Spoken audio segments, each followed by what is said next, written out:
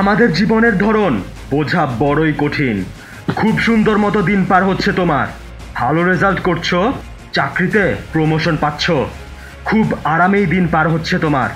কিন্তু হঠাৎ একদিন এমন একটা ঝড় আসবে, যেই ঝড় তোমার জীবনটাকে ধ্বংস করে দিয়ে যাবে। যেই ঝড় তোমার সুখের দিনগুলোকে কষ্টের দিনে পরিণত করবে। যেই ঝড়ের ফলে তুমি হতাশায় বিষণ্ণতায় ডুবে যাবে। আমাদের প্রত্যেকের জীবনেই এমন মুহূর্ত এসেছে। এক মুহূর্তে আমাদের জীবন খুবই সুখের, পরবর্তী মুহূর্তেই আমাদের জীবন ধ্বংস হয়ে যায়। রূপকথার গল্পের মতো কারো জীবনই কেবল সুখের হয় না। দুর্ঘটনা, বাধা বিপত্তি তোমার জীবনে আসবেই। কেউ থামিয়ে রাখতে পারবে না খারাপ দিনগুলোকে।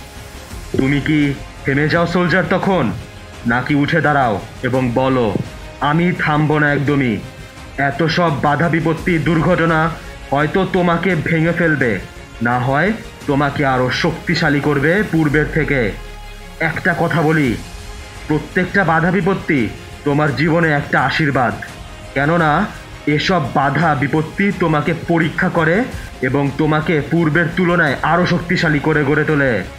যারা এত সব বাধা সহ্য করেও টিকে থাকে, একমাত্র তারাই পরবর্তীতে গিয়ে সফল হয়।